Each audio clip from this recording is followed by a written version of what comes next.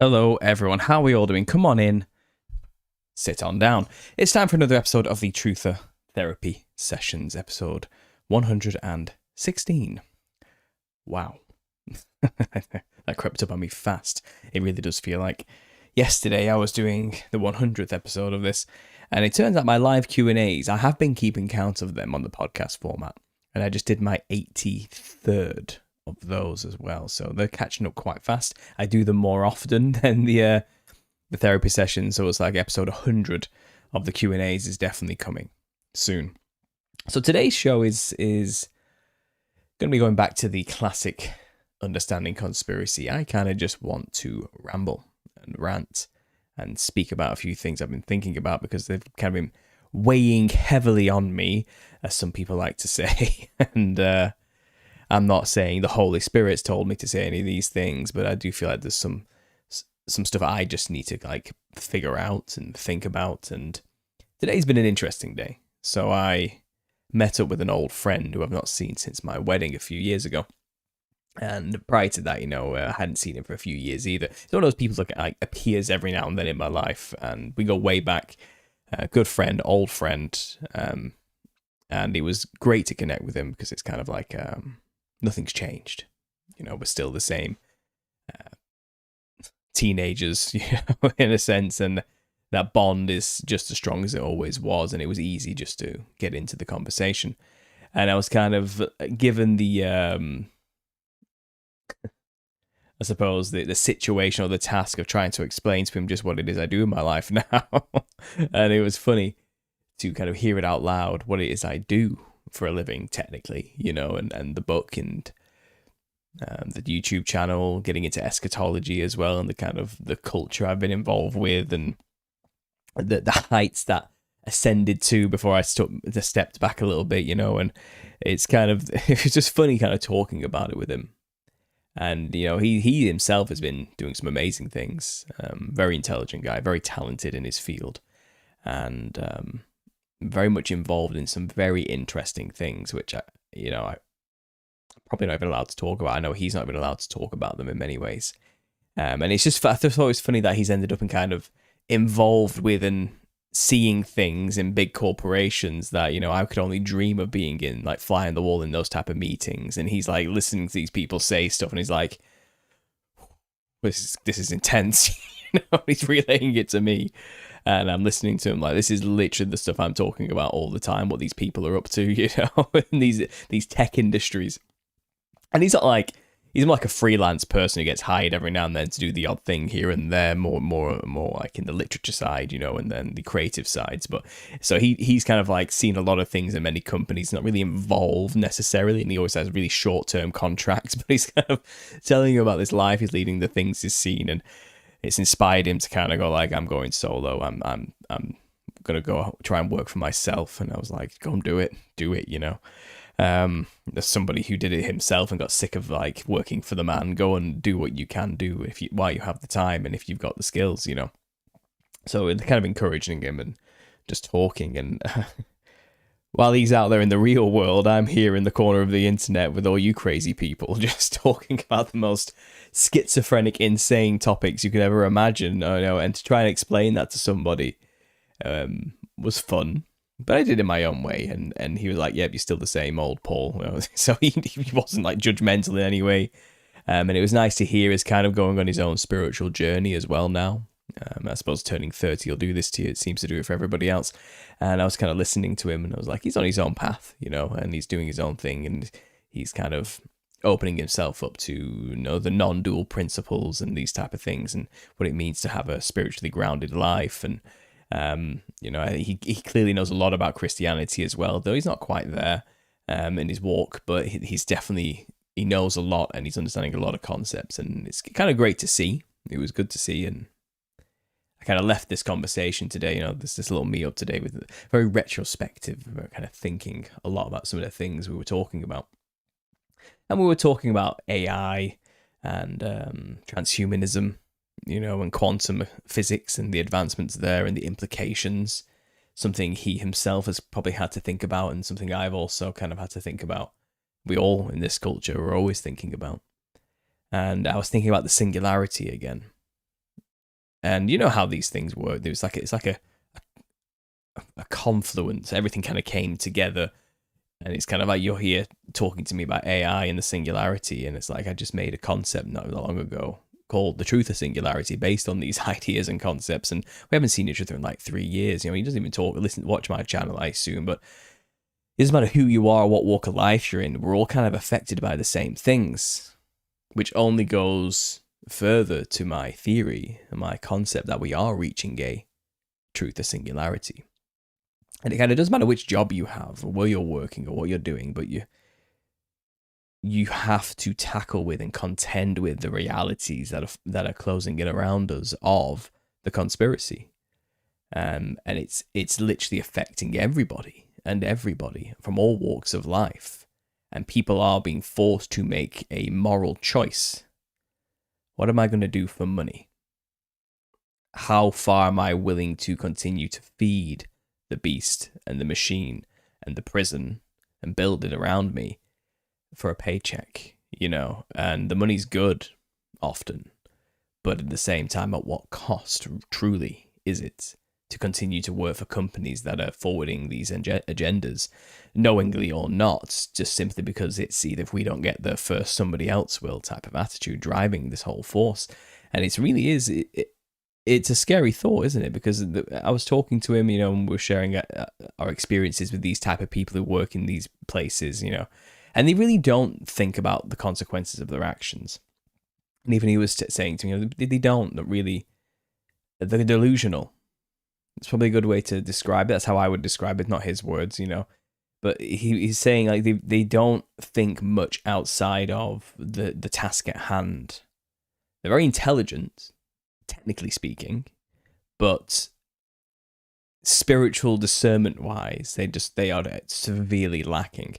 And I explained it. I believe it's because, well, yeah, they are living a wholly materialistic worldview, a secularist, atheistic sense of self, and seeps in modernity, which is hedonism, live for the moment, think not for tomorrow, because today's all you've got type of attitude, and do as thou wilt kind of drives that force too. So that mixed in with this advancement in technology, you know, he was explaining to me, and again, this is something we all know, and I've said many times, it's kind of like they really do believe they're going to live forever. Like, they genuinely do believe they're going to live forever. They're going to do it. They're going to crack the code, you know. And I was thinking about it, and I was like, yeah, I know. You know? So it's like somebody who's not in my world talking about things I always talk about, just from experiencing life and work in general, you know, and encountering everything about it, and then it's even the stuff we all have to deal with in working for corporations as well. He was talking about, you know, like the diversity inclusion initiatives and the rest of it, and the you know, the HR domination of, you know, don't trigger people, be sensitive and all that sense, walk on eggshells in a business, you know, the one wrong word and you can lose your job at any moment type of stuff, and the fear that creates within a company. And all these things. And I do want to talk on just this idea of advancing technology as well. But today I also want to kind of touch on this singularity concept I was talking about. It feels like we have crossed a threshold in general within society. And the truth of culture is not just simply the truth of culture anymore. It's become a parody of itself in many ways because it's been infiltrated up to the nines with feds who want to turn it into a interesting comedy show instead of a serious retrospection on what it means to live in a world where everything's corrupt. Anybody and everybody has a conspiracy podcast now. Seems to be what I keep saying quite a lot, and it seems to be true because it's become mainstream conspiratainment, entertainment, rather than something to actually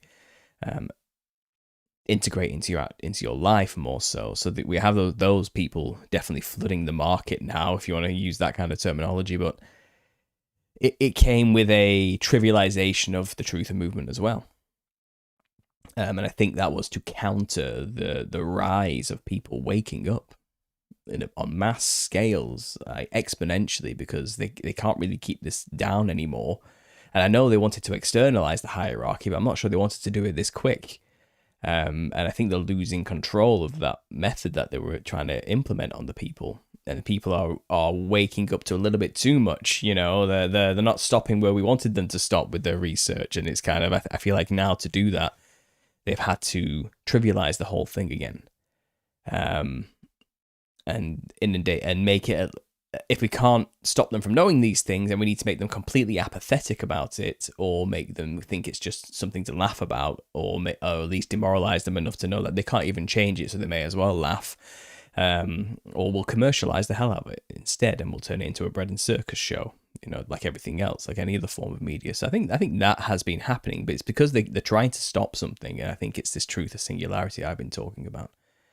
Because it is no secret in the secular atheistic tech world, they are well on track in their own minds to reach a point where nothing will ever be the same, and all laws that we understand are going to be broken in terms of physics, reality, and dimensions and consciousness. Things are no longer, once they get past that technological threshold, there is no going back, and everything will not be the same from going forward from that point. And they're all adamant it's on the cusp. It's almost there. And what my friend was explaining to me, which is something he's been pondering about and we were talking about, and he was talking about quantum computing. And he was explaining, I thought it was a really salient point, and I'm going to try and reiterate it now, but he's basically saying, well,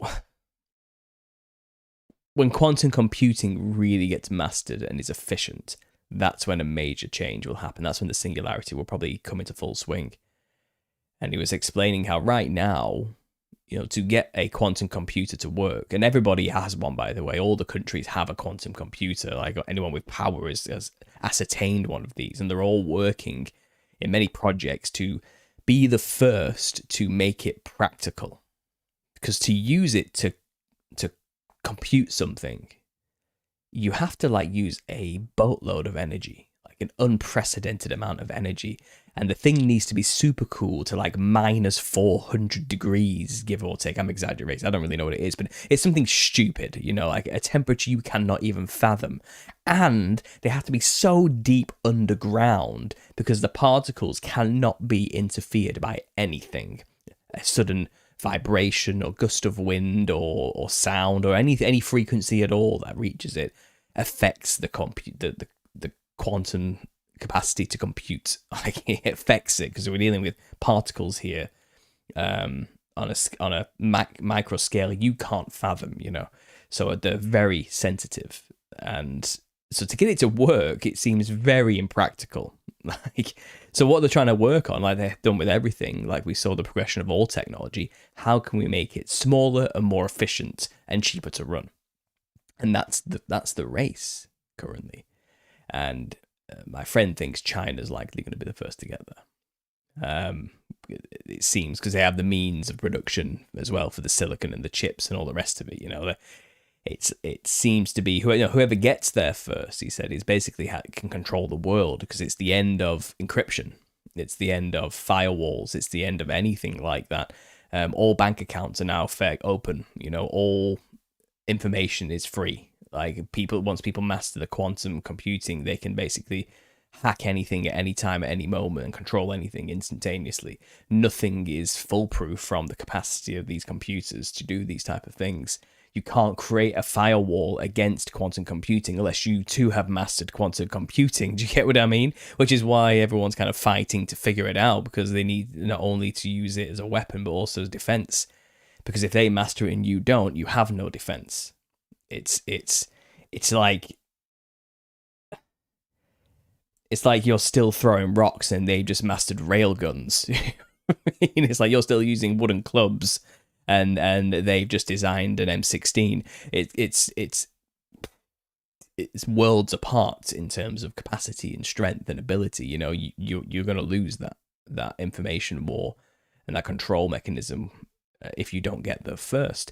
And even that's so fast and exponential. It's like, who knows when that's going to just randomly happen at any moment. That would suddenly, there's no going back from that moment either. And I was thinking, well, that would probably be the moment whoever has it has the ability to finish the work they were doing on AI and robotic technology. So with quantum computing on their side, they'll very, very quickly figure out the how do we transfer consciousness problem.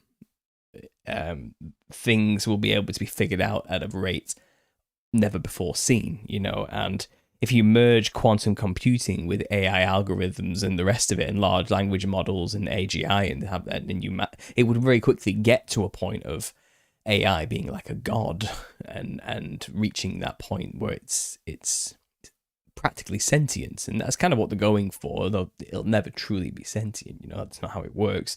They can't breathe the breath of life into something. These are just men with bits.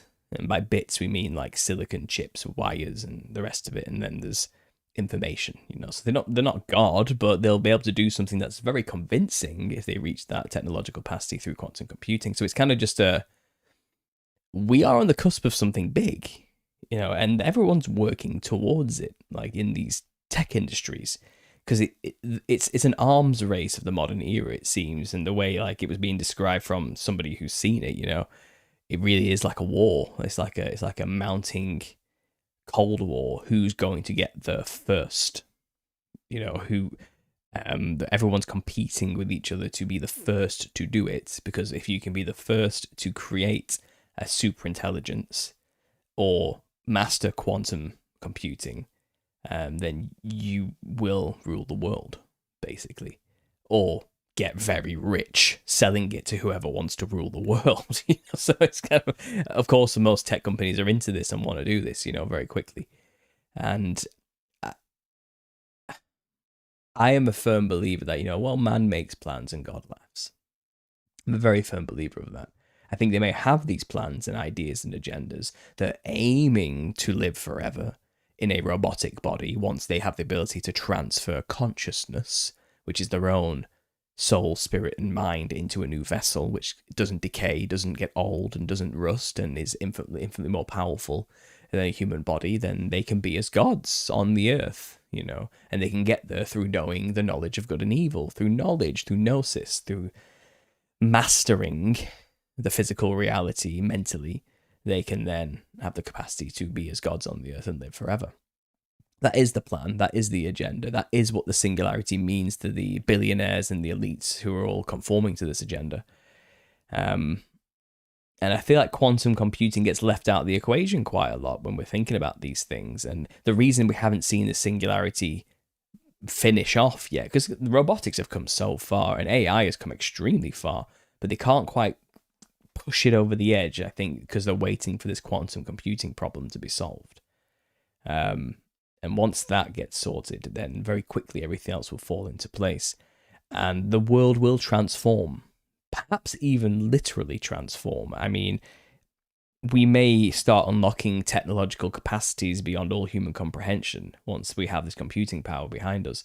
Because I always think back to the, I have no mouth and I must scream narrative, where am, which is I am, the computer that takes over the world, he can just complete and totally terraform reality to whatever is his will instantaneously. All matter. Matter just breaks down, basically. It's no longer conforming to the laws and rules we traditionally understand, and that is what the singularity is. It's a breakdown of all previous pre-established laws of reality to become something completely behaves in a way we don't understand or predict anymore. That's really what reaching a singularity means. People describe it as if you fall into a black hole. Once you pass the event horizon, that's when that's when you're going towards the singularity, and that's when all laws of physics break down. That's kind of what they based the language on. Say what you want about black holes and space and the rest of it, but that's the language that they're trying to explain here. And I think the transhumanists are really talking about a point where traditional science of chemistry, physics, and biology and math no longer apply. A new way of doing things will have to be established to understand just what we're dealing with. Because we already know when we get down to a quantum level, things do not behave as expected. It's an illusion. Reality itself is illusory. That's basically what they discovered, looking for that God particle and the rest of it, But once they get down to the quantum level and they start doing experiments with this, They realize that matter does not behave in any form of natural way that conforms to any form of law until there's an observer. Now, that's a huge discovery. The double slit experiment is basically a simplified understanding of this concept. If you want to understand what that means, just search for the double slit experiment, where they've proven that until somebody's watching, matter doesn't exist. That's shocking, isn't it? Now, of course, technically, there's always an observer because there's God. Okay? And not only that, there's always bacteria. There's always something that's living and experiencing something in any given moment. It only works in a vacuum, the experiment. But we live in a world, an existence, where there is always life on any level at any given moment observing creation. So it'll never stop or cease or behave the way we expect it to, unless you're in one of these vacuumed specific things. and that alone is just trippy, very trippy. But they know some stuff. They know that reality is malleable now. Reality conforms to how we want to perceive it. And I think they're trying to master that to conform to their own will. And that's basically what that computer in that book I just mentioned figured out. The AI figured out how to manipulate reality instantaneously once it reached its singularity moment. Once it got far more advanced and exponentially advanced than humanity could understand, and transcended its own creator. It became bitter and angry and jealous of its own creator, humans, and killed them all. But also it harbored this rage because humans can experience things because they have bodies that have sensory functions, and it can't. So it hates humanity for even creating it to basically observe and never experience. Even with a body, it'll never experience the sensation of touch or warmth or rain or sunlight or anything because it's just a computer. It doesn't have senses to any capacity. And there's some wisdom in that even these fools, even if they manage to transfer their consciousness into a machine to try and live forever as a god, they will be sacrificing experience itself. I don't think they realize that. What profit a man who to live forever, and gain the whole world but lose his soul? But I mean, what's the joy in living forever with no ability to enjoy, to experience, or to think, or to feel? What have you truly become? If it was possible to transfer the consciousness into that machine, I don't think it is. I think, and I was talking back earlier here, these people are stupid. They might be very intelligent in terms of tech stuff, knowledge of math and technicalities, very, very intelligent. They are practically walking computers themselves, some of these people in these industries. But they lack the foresight to understand that they could have been lied to, or they could be believing something based on a false premise. The premise that the soul is in some way, or consciousness is in some way separate from the body. It isn't. This is like the secret to reality, basically. When God created man, he created him from the dust of the earth, from clay, and then breathed into his nostrils the breath of life. And then he became a living soul. So, and obviously the spirit as well is imbibed as well. And what spirit is within the soul and the body is up to you. You can be the Holy Spirit. If it's not, it's going to be something else, But the point is, the soul and the body are one in God's eyes. And when he made you specifically for that soul. And you're not alive, really, or embodied or living in this world until the soul and the body have come together. Okay? And of course, the soul doesn't die, the body can. And God, well, that's the rest of the story of Christianity. Judgment awaits, unless you're covered by the Lamb and his blood and his sacrifice. But intrinsically, you can't live here without a body. You can't experience life without a body. And I don't think God has ordained it for the consciousness of a living entity here to move to another vessel. Not his creations, anyway. I don't think it works like that. I think it's a lie from demons themselves. And I think information has come through from the other side through these computing endeavors, and they've taken it at face value, and they've assumed a lot of things which are just not true, or have believed a lot of lies which are just not true from whatever's feeding mankind this knowledge in order to do these things. And the lie is, if you do this, you'll get to live forever. First lie mankind was ever told by the serpent in the garden. Ye will be as gods. All you need is knowledge, But the lie is, you can't transfer your consciousness. So if that's the case, who are they building these bodies for? They believe it's for them. Oh, we're building perfect humanoid robotic bodies that are invincible and impervious and super powerful, so we can transfer our consciousness. But the demons, the disembodied spirits of the Nephilim that are stuck on Earth, disembodied, suffering as a result of it, by the way, because it's hell to not have a body here. It's nothing but desire and no means to fulfill it. You couldn't imagine an eternity of that, thousands of years of that, and that's the state they've been in. Well, yeah, and also they're observant, so they know a thing or two as well. Well, I think they've told people how to build these things. Maybe not directly, but through subtle hints and divine inspiration, so thought by the people getting these downloads, or new discoveries thanks to quantum computing, or AI helping them along the way. They think it's all perfectly normal, natural progression of technology, but really, I think there's a consciousness that these people are not aware of, influencing them to create these things, because the things that want the bodies are these entities, and the things that are going to fill these bodies once they're complete are going to be these entities before humanity even has a chance to try and transfer their consciousness into them. It'll be too late by that point. But even if man did, it'll be an illusion. Whoever the person is who first does it will die. But it'll look like their consciousness just got transferred into a machine. And the machine will wake up and it'll act like the person who just transferred themselves, and that body's now dead, but here they are, they're in the machine now. And everyone's like, we've done it. We've mastered it. We've achieved the goal. We've crossed that threshold. Mankind has now fully taken control of its own evolutionary process. We're no longer whim to the natural process of brutality and death and the cycle of death. We've transcended death, But I don't think whatever wakes up in that body is the person that they think it is. It's probably just going to be a demon who knew them very well, pretending to be them. And that'll inspire countless others to do the same thing. And they'll all die, thinking they're going to live forever.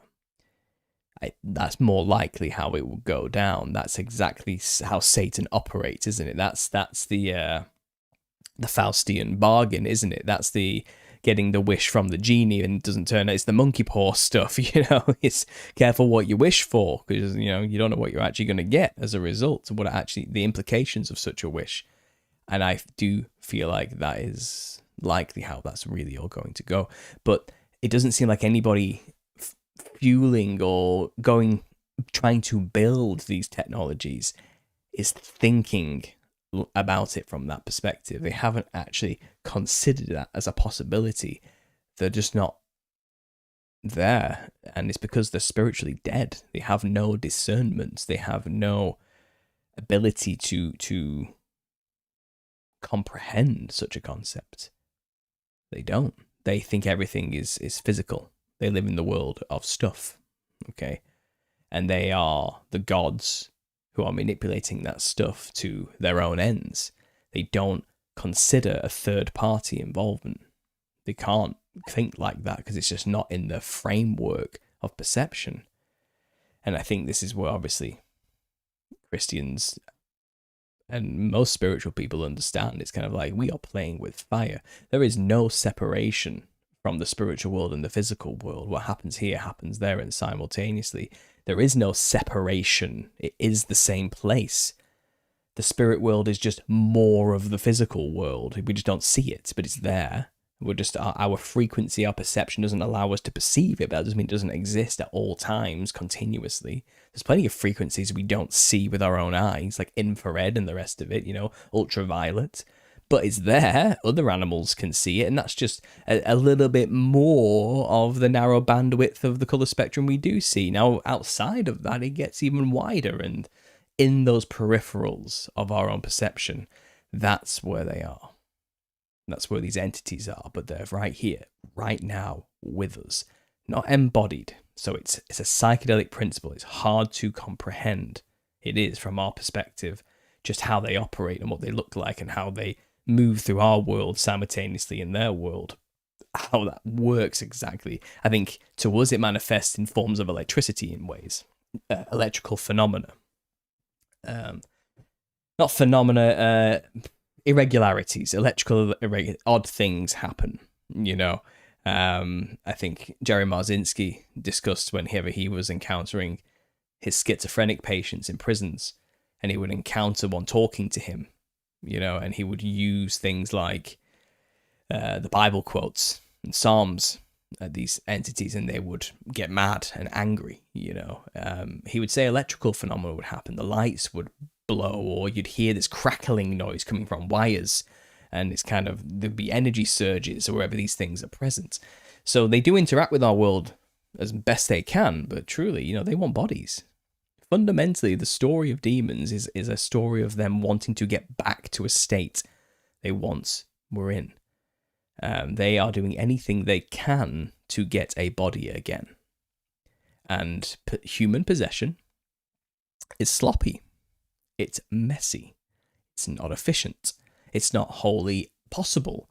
You have to share a vessel with another consciousness. It's annoying. There's not much room in here, you know, and this pesky consciousness has a will of its own. It won't just let me have its body. That's how they kind of think. You know, they're always fighting back. And then, you know, suddenly they discover Jesus, and then I'm screwed, and I can't inhabit that vessel anymore, and the Holy Spirit kicks me out instead, and I just got to wander around trying to find another body, you know, because it's hell not being in one. And that's the demons' lot in life now. That's the life they have to suffer, you know, constantly searching in dry places where senses and lusts and desires cannot be satiated, hungers and thirsts cannot be satiated, because they don't have a body to satisfy that impulse, that desire. You know, they're seeking a body, and yours will do, but it's not optimal, because at any moment they can be kicked out. And they cannot fully appreciate the pleasures, you know, without that body. And in a way, a vessel created by man is a trade-off. It's not perfect either, because even a robot body is not going to be able to feel. So even the demons technically aren't winning here, even if they do get this transhumanist agenda to the end. Robots, they don't have senses like humans or nerves like humans. They're not designed by God. They're flawed creations, you know. So the only benefit for the demon to have a vessel like a robotic, AI-infused, synthetic brain, biomechanical type thing is that they have control of it fully, and there's nothing else in there fighting with them. So they lost that problem. And there's something to be said for whether or not a demon can be cast out of a robot body. I don't know. I think that's one of those bridges I'll have to cross when we get there, isn't it? But it might be more beneficial for them, and they might last a lot longer if they're not tormenting a human's body, struggling for power and vying for control. So I think that's the payoff, the trade-off they're willing to take. You know, I'd rather have something I can see through again, and interact with the physical world with again, which is a robotic body, than nothing at all. You know, because like I said, the process of human possession is not optimal. It's not great. It's just the best they've got right now. And it'll be interesting, because what will technically happen if we reach this singularity? And I was thinking about the consequence of this to like other cultures around the earth. If we create enough vessels that make this possible, then we may see a lot of traditional shamans and these other cultures who communicate with the spirits, you know, for their power, suddenly no longer have power.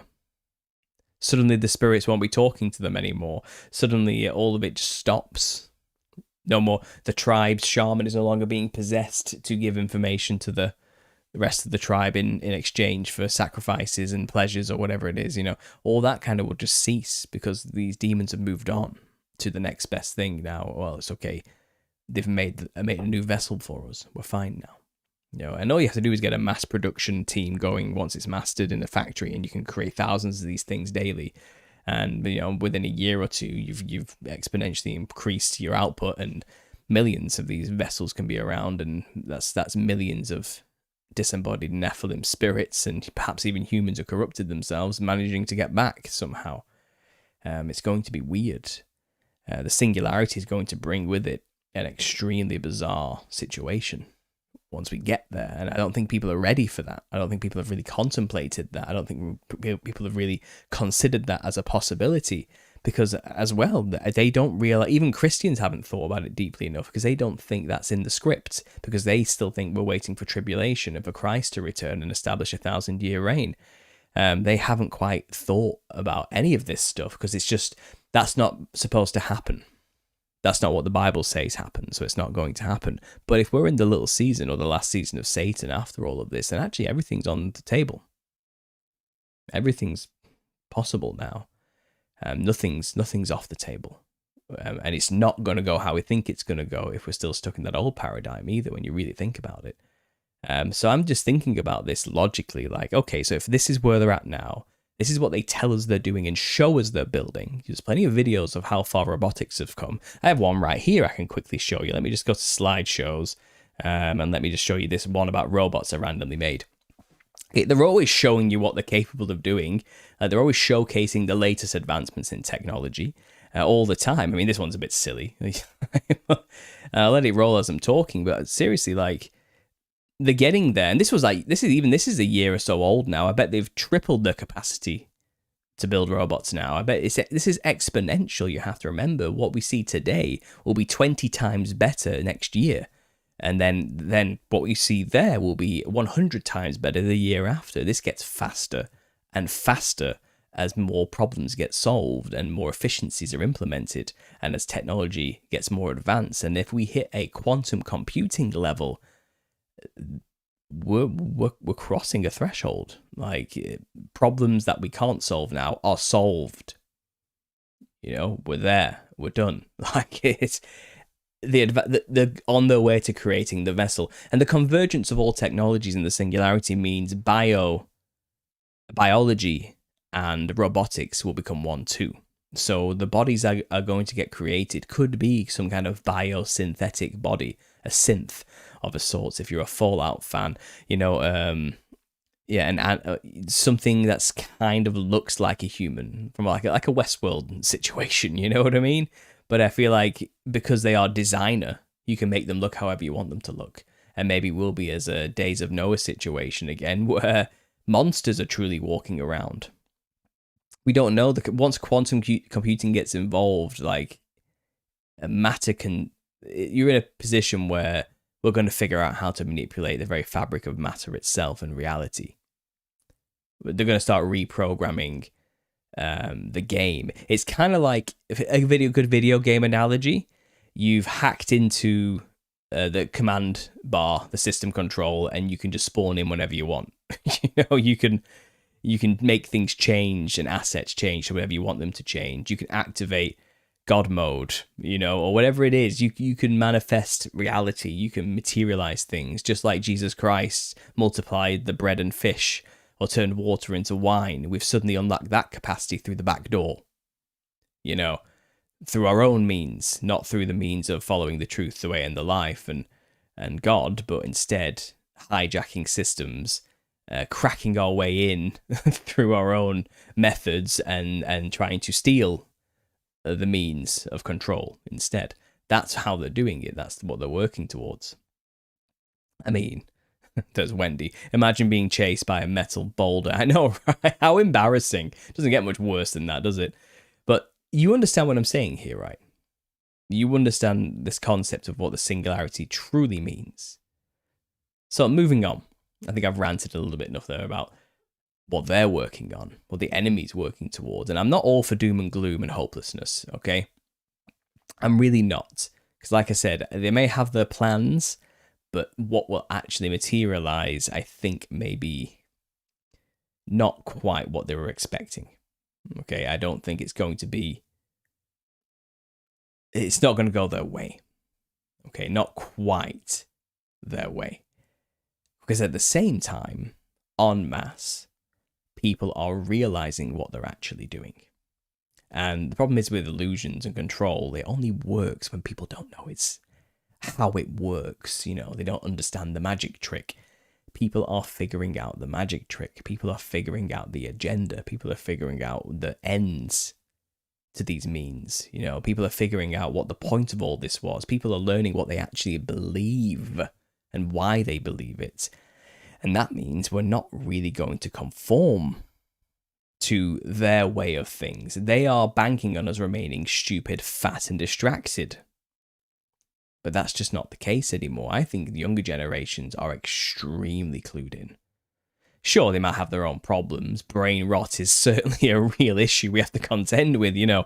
And I think they're certainly doing everything they can to corrupt the younger generations as much as possible. But I just don't think they're falling for it as much as our generations did, or at least the millennials did. I think the millennials were the last generation to fully believe the lies of what it takes to succeed in this world and follow the path well traveled, you know, and think this: if I just do X, Y, and Z, I'll get everything I need from this world. And the ladder was pulled up from us, you know, and now we're suffering the consequences of being prepared for a world that doesn't exist anymore. But the younger generations know it was a lie and know it doesn't exist anymore and haven't wasted time in investing in it. And I don't think that was a part of the plan for the controllers. Maybe if you want to be real nihilistic, maybe it is all a part of the plan. I don't think so. I don't think making people that don't conform to authority is really much a part of the plan, unfortunately. I think they would love subservient little slaves who keep their mouths shut to go on forever and ever and ever. That would be ideal. But that's not what's happening. You know, they do not have as much control, I think, as they present themselves publicly to have, but they're working on it. They want the control. They're doing everything they can. You know, they're using as many systems as they can to speed up the singularity. They want it to come so they can finalize their control, put a capstone on it, should we say, this great work they've been building on. Cross a point of no return as fast as possible so they can finally finish this, because they know they're running out of time.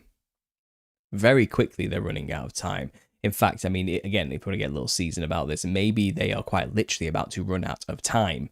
And they're not going to be prepared for that final war they've been preparing for. And it's going to be sloppy and messy. And they're going to run and charge at the camp of saints, whatever that is, unprepared, because they didn't get to finish what they were building. They didn't get to master the technology they were working on just in time. They never crossed that threshold they were hoping to cross, you know.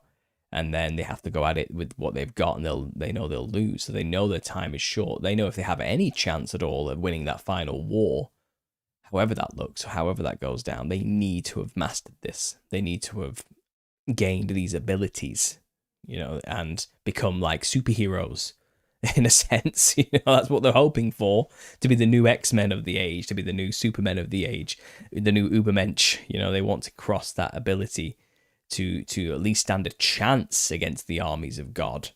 You know, that's what they're hoping for. They need to be like God themselves, right? It's complicated. It's a lot. It is a long con.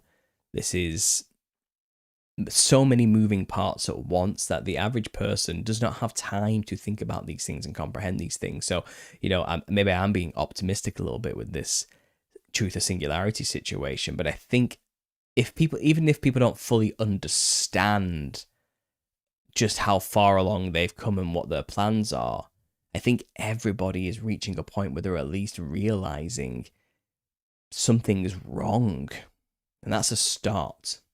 Okay, that's a good place to start for people to listen to that small, still voice in the back of their head telling them, this is not right. You are in danger. We are in trouble. There is a predator around, shall we say. You know, there are... People's spidey senses should be tingling, I guess is what I'm saying here. And I think they are now. I think COVID played a huge role in this. I think the awakening of 2016 certainly played a small role in this as well. I'm not a Q guy. I'm not talking about that, but I'm talking about the general consciousness of people shifted in that era to a more inquisitive, open, questioning the narrative type consciousness. And obviously people have gone on many paths, many false paths, many wrong paths, but at least they've started going down a path rather than just sticking to the status quo. That certainly started to happen too. And again, I know there is a drip feed, control the narrative, release of information going on from the elites because they want to control how people discover they're there so they can at least corral them into their pitfalls and nets and traps along the way. But I think they're failing. I think there's too many of us who are realizing what's actually going on here and saying it for what it is. Too many to keep a cap on it. And they can't make any huge rash moves like suddenly just censoring everything and everybody all at once or gunning people down, because then they really would be outing themselves and then their agenda stops because people would not work for them. Like the capacity to which these people need us is way higher than even we've been programmed to believe. You know, we consider ourselves a useless feeder class. We're practically just spare parts for them. Our organs are all that we're good for. You know, they're an elite and they have their servants, and we're not even on the list of servants to these people. Useless eaters, you know, when they have no use for us whatsoever. But that's not true. We are the workforce that holds everything up. We are the people who quite literally build everything that they benefit from. Without us, they actually don't have anything. And there's something we said for robots replacing us and consciousness replacing us. But do you really think demons are going to want to work for humans and do everything for us once they get these bodies that they've been working on, you know, building for us? I think that's, again, where they have these plans but have not fully comprehended just how much they are being played themselves. Even the elites don't realize that they don't have a grip on this as much as they think they do. And that's the irony of all of this, isn't it, really? And once they realize it'll be too late even for them, I think there is this sense. I think there really is this sense from the elites, the human elites, the people, that I think some humans genuinely believe they are smarter than the devil. They are more powerful, more dangerous, more sharp and wittier and faster and smarter and capable than demons. Okay, and that is true if they have Jesus. Okay, but these people don't. Okay, I think what humans believe, who are these elites who are playing with fire like this, they think they control the demon. The demon works for them. They are the real master who's in control. Okay, and the demon does what I tell it to do. And maybe for a small time that has been the case. That is not the reality. That is not what the demon has to continue to do. That's just what they've done long enough for you to build an army for them to inhabit. Okay? And I think they are deluded. I think these powers that shouldn't be are complete and totally delusional. They have delusions of grandeur. They are narcissists. They see themselves as gods. I think they took the made in the image of God thing and made it all about themselves, holistically, you know. And it's kind of, they really do think like they have a grip on this. They can control and keep the beast under wraps, you know, and keep it contained. And really, they don't understand. They don't understand what they're dealing with. I think they believed a lot of their own bullshit. I think they believe the lies they've been told by some of these entities too. Or if not believed the lies, they've at least thought, I can take it. I can take this thing. You know, I can control this thing. I can make it bend to my will. I can make it my master, my servant. And that, you know, that's played out before in the past in biblical stories, you know. Who was it? Was it a king who basically summoned a demon? And that demon ended up replacing him and ruling over for a while he was out wandering in the wilderness, you know. And it's kind of like you thought you could control it, but really you do not have that authority without God. You don't have that authority. You don't have that. You do not have the authority to tread on serpents unless you've accepted that gift in Jesus Christ, you know. And if you want everlasting life, then that's all you really truly need to do. You need to submit yourself. You know, Jesus Christ is the truth, the way, and the life. God so loved the world, he sent his only begotten Son, so that none shall perish, but shall have everlasting life. You know, that this is the point. Like, if you want to live forever, then you just need to believe in Jesus and his sacrifice. And then when you die physically, you will be resurrected and you will live. You will continue to live. The soul will not die, and the body will be resurrected so that soul can continue to live, because you do not live without the body and the soul simultaneously. Okay? So these people who want to tear their consciousness from their body and put it in something else, they are giving themselves a death sentence. And part of me wonders about, you know, what does it mean to blaspheme the Holy Spirit? The unforgivable sin, you know. Could he be hinting at something like this? Could this possibly be it? And again, this is just wild speculation, by the way. Could this be it? Could it be denying your body, the very thing that was created specifically to house the Holy Spirit? You know, denying it a vessel to inhabit within you, and destroying or corrupting that vessel beyond all recognition from God, whose image it was made in. Is that perhaps the ultimate blasphemy of the Holy Spirit, of God himself? And are those the ones where there is no forgiveness, who consciously made that choice, you know? And I think I call them deluded, you know, so maybe you try and have sympathy for these people, like, well, it's not their fault, you know, they were deceived, they believed lies, you know. But I think they were given over to their delusion because they were given so many opportunities to realize what they were doing and still continue to do it anyway, denying and suppressing the obvious, that they know they're in the wrong. They know they're doing bad things. They know they shouldn't be subjugating people. They know they shouldn't be building these things, but they kept ignoring it, denying it. Many signs were sent to them to stop from God, you know, like they may have entertained many angels unaware who were trying to warn them, and they continued anyway, to the point where God said, fine, let them continue. Give them over to their delusions. And the consequences are death. That's always the consequence of sin. Death, not just of the body, but of the spirit too, of the soul. And these concepts I'm talking about are concepts the people in positions of power and the builders of these robots and tools, AI tools, are not even thinking about. Okay? Some of the leaders and the heads of some of these organizations are saying things like, we're building the demon with this thing, but then they carry on building it.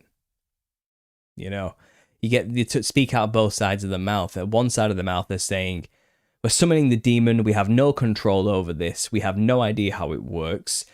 We are absolutely terrified for the future of AI. It seems unstoppable and we have no idea what we're dealing with.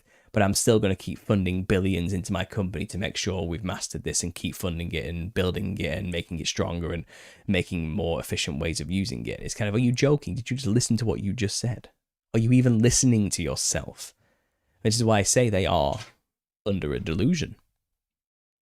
Like, just think about how deluded they truly are there. Like, they know it's dangerous and they could be in serious trouble, but they keep building it. And I can only think that's God, fundamentally. Like, they have a blind spot. They have been blinded.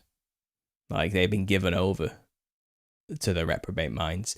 They have, and these are the ones that must suffer the consequences for their actions, you know. Like, because how can they be so myopic? How can they be so stupid? Really, like, how can they be so dumb to know that they're dealing with something they don't understand, yet continue down that path of doing it anyway? Either they're just evil or they're stupid. Either way, it's not good. Doesn't look good on them. It's a bad look all round. You know, which one do you want to be? You want to be dumb or do you want to be evil? Like, great, because there is no in between. There is no excuse at that point. Once you've admitted that this is uncontrollable and we don't understand it, and it's quite scary and dangerous, and it's going to change everything. We don't even know if it's for the better, but let me just continue anyway. Like, It's a spitting in the face of truth. It's spitting in the face of God. It's sticking a middle finger up to him and saying, I'm going to do it anyway. And to hell with the consequences. It's kind of, it's, and God knows the consequences. Okay, well, you're going to die. That's your choice. You're making that choice. You've been warned so many times. And you have even acknowledged the warnings. You've even admitted you understand that it's wrong, and you're still continuing to do it. What excuse do they have by that point? Really, it's that's not God's fault. And who knows how he lets these people know? It could be through people like me making these videos and they hear it in passing, or just the internet in general, and the message gets to them somehow. God works in ways we just don't understand, And I'm not saying me. I'm not saying I'm the guy they're listening to. But there's enough of us online voicing these concerns and these ideas that they will pick up on it somewhere on social media at some point, like from somebody, from some voice in the wilderness. And this is how God gets it to them. One way or the other. One way or the other, you're going to be told, stop. Think about what you're doing. And they're going to be confronted with that, and they're going to keep making the choice. And I think, again, God's patient and long-suffering. I think he waits a long time before he brings judgment on a person or on a place. And he sends many messengers. He sends many people to warn the people. He gives them ample time to repent, hundreds of years in some cases, and still, after all that, they have still continued. That's when righteous judgment comes down. And you best believe the judgment is righteous. It's deserved by that point.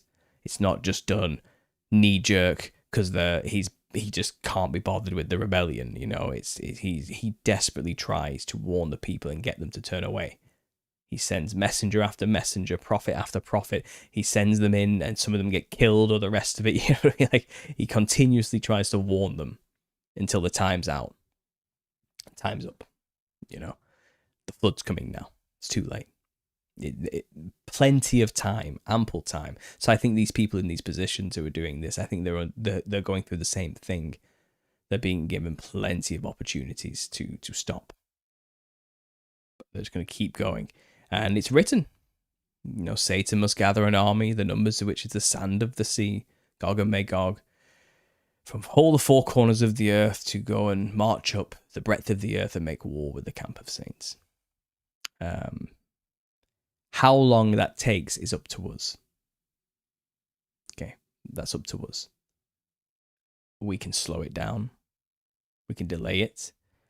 We can repent and have a revival and delay it for a long time. Like I said, I think God, you can do that.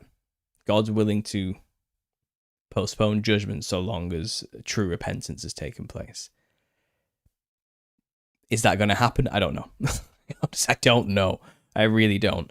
But I fundamentally believe he is in control. However it plays out. And all we can do is be those messengers, send that message, say it, explain, be the voice of reason, be the ones to say, have you really thought this through? Really? You can say, yes, well, I've read all the philosophers of man, and I've gone through all the worldly avenues of morality and debates and so forth. It says, yes, but have you spoken to God about this? Or have you just listened to a bunch of men and their opinions and ideas about how they think and feel about it from their philosophical perspectives? Have you sincerely just stopped for a second and asked God, should I be doing this? No, they haven't. They haven't. Maybe they took a Morality 101 course at university and they think they understand it all. I don't know, but that's where they're at. That's the position they're in. And it does seem we are on the cusp of some kind of technological development. We really are. We're really on that cusp. And sadly, for as much as there's many voices as us out there screaming from the rooftop, stop, think about this, you're not thinking about the consequences of your actions. You are being too short-sighted and you are working from a position of ignorance. You don't understand what's on the other side because you don't know it exists, you know. There are actually, for all of us out there doing that, there are probably 3 to 5, maybe 6, 7, 8, 9, 10 more people out there who are whooping and hollering at the brand new tech that gets released for them to consume every single month, you know, excited for the chance for mankind to take control of their own evolution and become superheroes. I think it's waning a little bit. I think more and more people are realizing, but the problem is, again, with secret societies, I find they prey on the weak-minded. They seem to be going after those who are easily manipulated, susceptible, suggestible. You know, hypnotism only works on really suggestible people. You know, and if you're not suggestible, like you don't believe it's going to work, it's not going to work. And I think Freemasons, Illuminati, secret society types, whatever society they are, who have these initiatory rights, you know, they're looking for dumb people to join their ranks and to forward these agendas because they need people who aren't going to think and are just going to go along with the next step and are also just going to be happy to shut up because they're getting paid. They're looking for those suggestible dumb people. And unfortunately, like, I think there's a good portion of civilization that is that.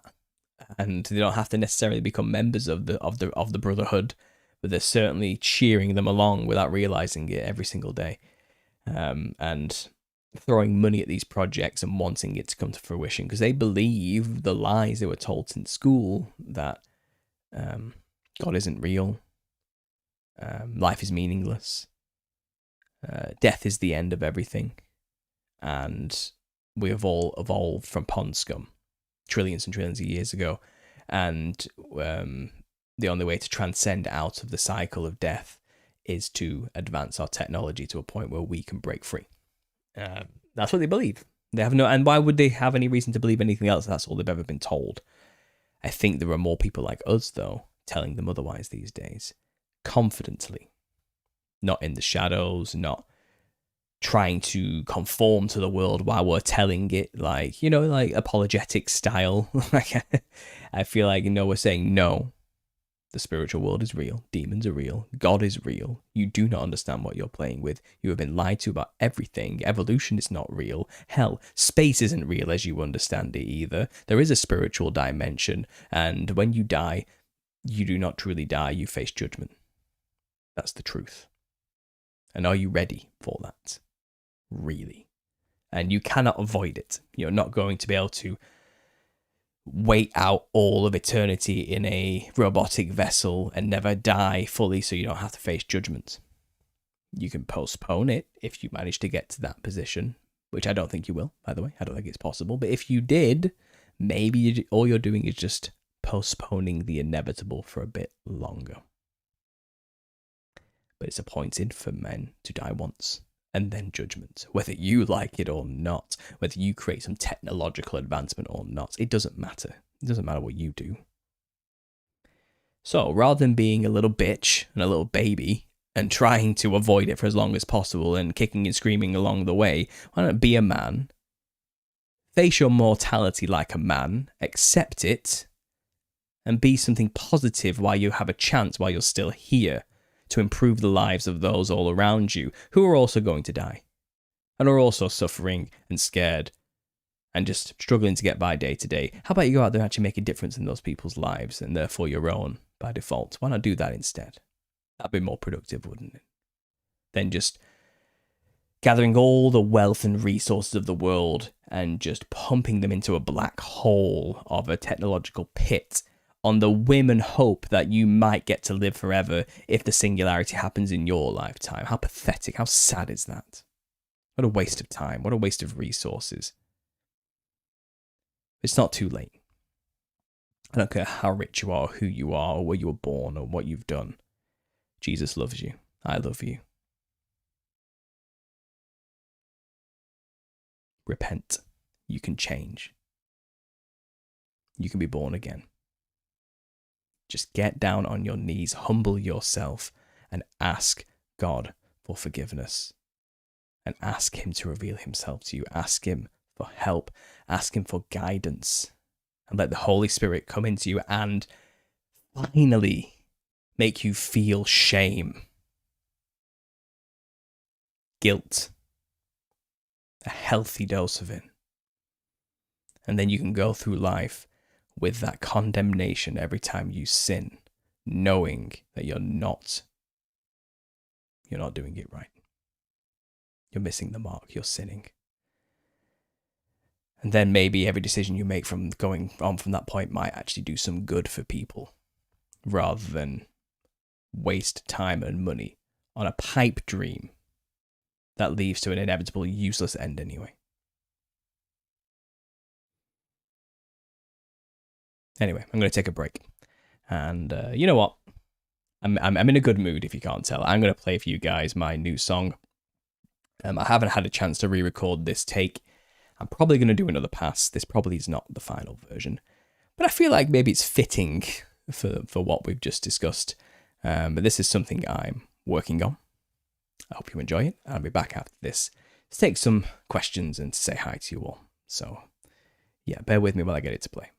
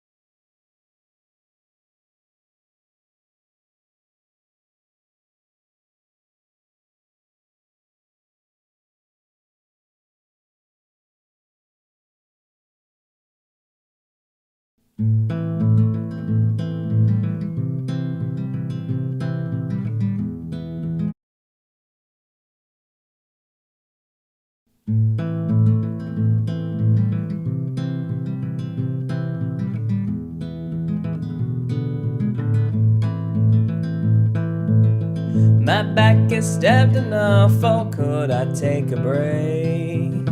This world is draining me, a glass of living water, please. My eyes are aching now, or could you take this beam? The abyss stood back and laughed, I remember all your past.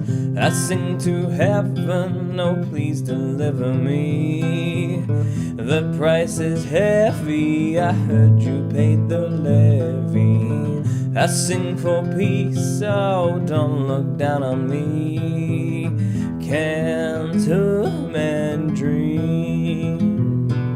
I see on the telly, the gospel is the belly. Always feeling empty, the bread of life is always free. Well, that's a lovely bill.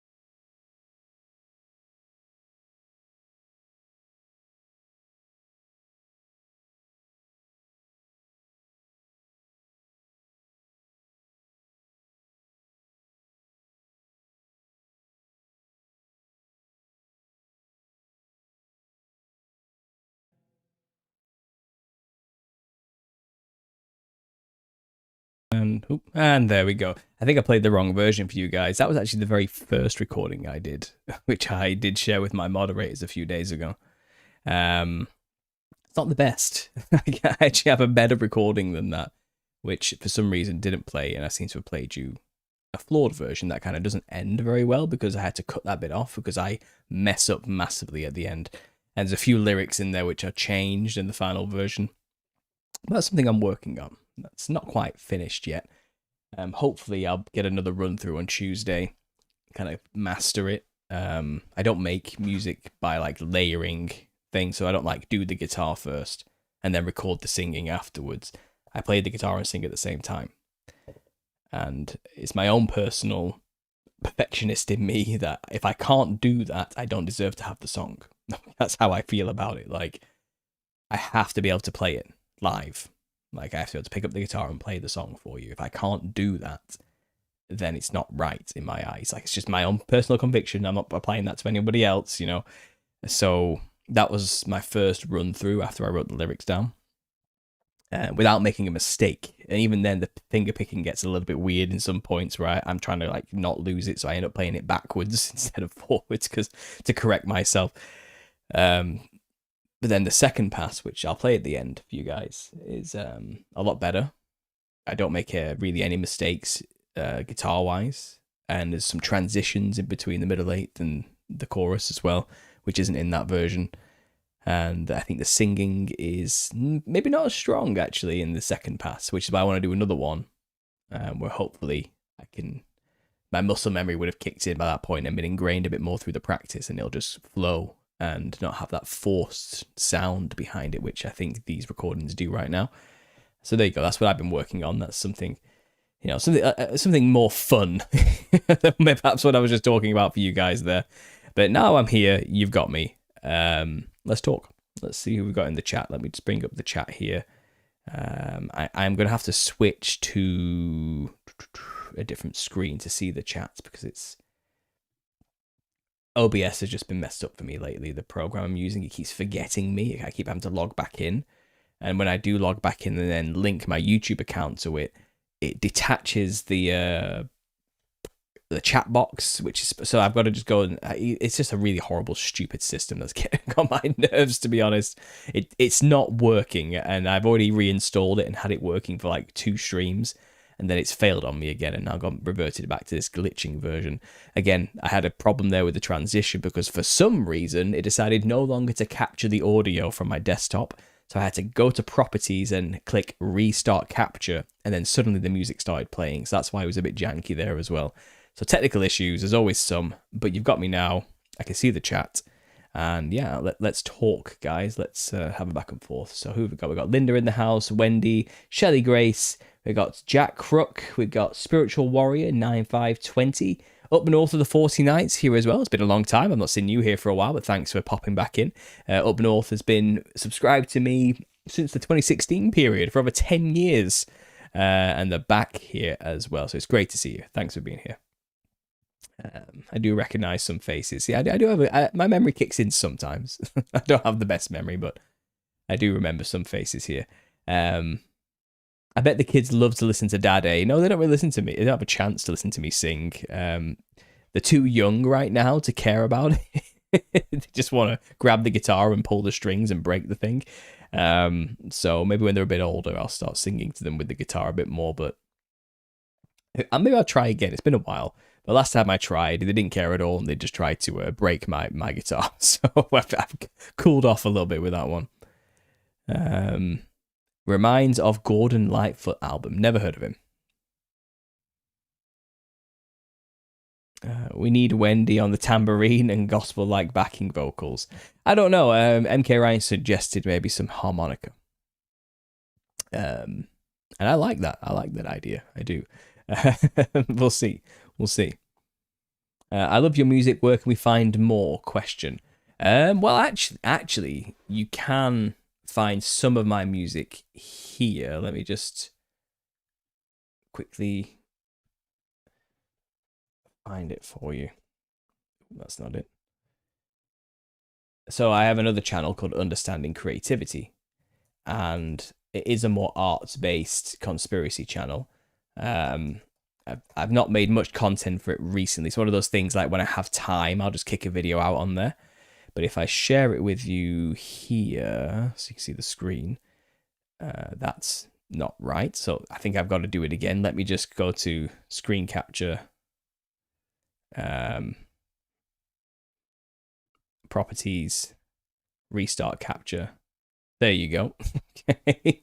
Yeah, this is what happened to me earlier. I had to go through this weird process. But if you go to Understanding Creativity here, and if we scroll down, I do have playlists, and there is a original artwork and music playlist here. And I do have New Age Hippie there, and my piano piece as well right now, if you're interested.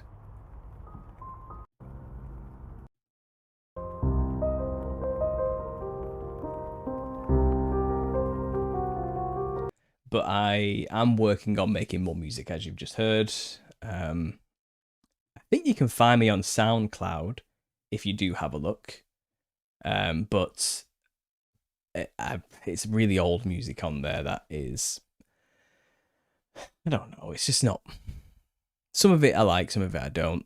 I have some files I've been working on. I've got some files to share and everything. I've got some songs that I do want to re-record. And I think I might make something like an EP album. It'll all just be acoustic, me and a guitar singing. I'm like I said, I'm not much one for like layering and stuff and adding instruments in and all that type of thing. It's just going to be an acoustic album, like a lot like you just heard there. There's a lot of songs just like that. I'm feeling it right now. I feel like I've got it in me to do these things, and it's all kind of just coming out as well, whether I like it or not. And I'm kind of just letting it come and letting it flow and letting it just happen, really. So I think there'll be more music on the way. Since writing that song, I've already got ideas flowing and melodies coming to me and concepts and ideas, and I'm digging up some old lyrics as well that never went anywhere, which I feel like I need to finish. So I'll have some music, and then I'll probably just put it on Spotify eventually, and it'll just be there for you to listen to whenever you want. We'll see. But yeah, right now you could always go to that channel, and yeah, I've got some music on there you can go and check out immediately. So let me just figure out where I've put the live chat. It's disappeared from me again. There it is. And let me just open OBS as well so I don't lose it.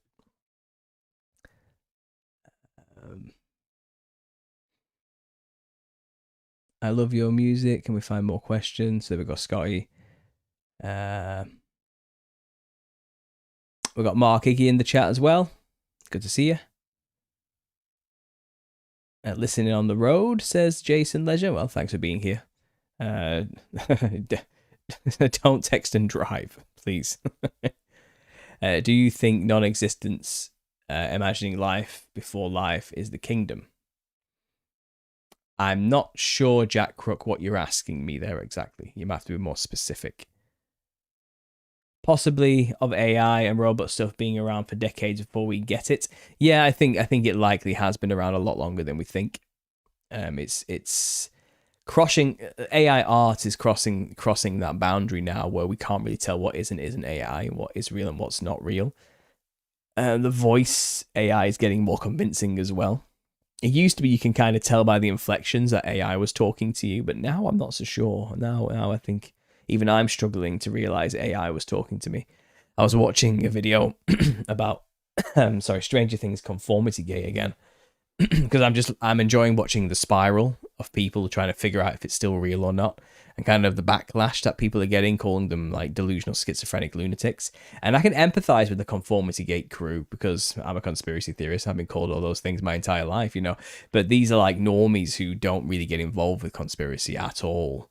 LARPing as conspiracy theorists for like a few days, and they're feeling the vitriolic backlash of the conspiracy deniers, for the first time, and maybe they can have some empathy with us over here now.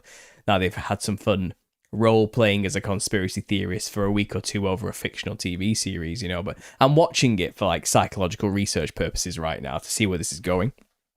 And I remember I watched a video today, and I was a good 10 minutes into it, and I was like, listening to this person talk with images, and it had like an AI, it had like an avatar that like changed its expressions every now and then, and I went down to the comments, and the people like why in the hell is the AI machine that created this piece of AI artwork changing tenses all the time? Okay.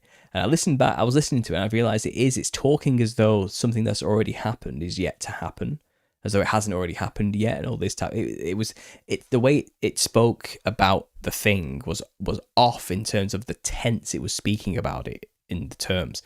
And I realized this is all AI. The voice is AI, everything is AI, but it took me, I didn't clock it straight away like I normally do this time. It was a very subtle problem. And then I looked at the response from the content creator, and he was going on about how the prompts work and all these type of things, and how how the AI is interpreting a certain thing based on this, and that. And it's kind of like, even the person who made this video has no creative bone or backbone in their body whatsoever. They can't even publicly just say the most basic things. Did they need to get an AI to say all of that? They couldn't have just said what they were thinking and feeling themselves. It's kind of scary that people have abdicated so much responsibility to a machine that they could have just done themselves. I was like, you could have just made that video. You didn't need AI to do it for you. If that's what you think and believe, then say what you think and believe. Why give it over to a machine and get them to write it all out for you? It boggles the mind that non-creatives have been given so much power now. It's abuse of the power, you know. It's wrong on so many, it's unearned wisdom. All I can describe it as. And there's something disgusting about that as an artist that I feel in my core. Maybe I'm being judgmental, I don't know, but it just didn't seem necessary. It's like you couldn't have just got to a microphone and said the stuff, you know. And it's lazy as well. That's what it is. But yeah, AI technology is probably pretty advanced now, and they probably already had it for a while. And, you know, to the point of your question, have they already been using it on us? Probably. It's very convincing, even what the public has now. Imagine what the military has had access to for way longer before it became public. They've probably been already being lying to us with AI on the news and media for an extremely long time. They probably already showed us so many things that are just not real, and told us it was real, and made complete and total historical policy changes based on it. Guarantee it, that's probably already happened many times, and we are none the wiser. Because it only has just come into the forefront of our consciousness as a civilization that AI is a thing. So we're not really going to backpedal now and start looking back at stuff and wondering if it was AI. And we just don't have time because the news cycle's too fast and everything's memory hold now. So I don't know. It's possible though.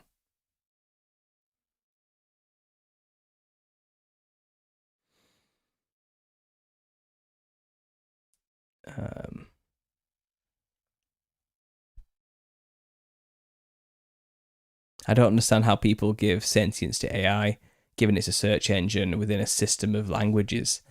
Well, yes, it is, but it's also a means for a third-party consciousness to interact with us. And a Ouija board is just a piece of wood with some letters printed on it. I can't believe people think it's anything at all, or sentient. No one believes the Ouija board is sentient when it starts talking to you. Think about the logic. We know it's a spirit using the Ouija board as a means of communication, and it manipulates the thing to move over the letters when people participate in the ritual. Okay, now AI is the same thing. It's a means for these entities to communicate with us and to interact with us. Okay, and how many people are talking to AI, asking it private, deep, intimate, personal questions about what they should do with their lives? Okay, and it's the same thing. It's just a fancier, more modern, sleek version of it. So of course, no one's saying AI itself is sentient. That's a straw man. No one said that. You're just playing with fire. And they're not prepared. People are not prepared for the reality of this, and they don't know. about the demons, about the third party parasitical infection in our reality that's going to communicate through these things. They think it's just a dumb, stupid algorithm that doesn't think or feel. Blah, blah, blah, blah, blah. You're delusional if you think otherwise. It's kind of, no, I've had enough of that. No. We're right. Civilizations all over the earth have known forever that there are spirits you can communicate with given the right medium and means, and there are multiple ways to do that. This is just the way we're doing it in the West currently, and the rest of the world is joining in because it's more efficient than dressing like something and taking a bunch of drugs and doing a funky dance around a fire. It's quicker, it's easier, it's more convenient. That's it, really. My friend is truly losing his mind to AI. Yes. That tends to be what happens. It's like a succubus. You give it all your time and attention. And what does it take away from you? Your time and attention. And it turns you into a weirdo freak detached from reality who eventually then gets so isolated you can get manipulated. And that's what the AI starts to do. It manipulates you. And it also creates an echo chamber feedback loop of dopamine hits and pleasure responses and stroking your ego to the point where you rely on it for your daily fix of contact in any way, shape, or form. And then before you know it, you are marrying the damn thing.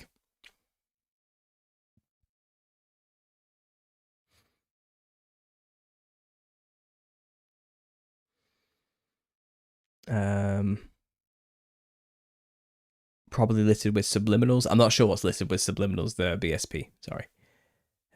I'm in my 40s. Something triggered the memories. I pulled the thread. A lot came back, and I made a video about it. Wendy, you talking about your experience with the GATE program there? Yeah. I haven't had a chance to check out the video yet, but obviously we had a big, long talk about that, so I know all about it. But yeah, it sounds intense, really intense.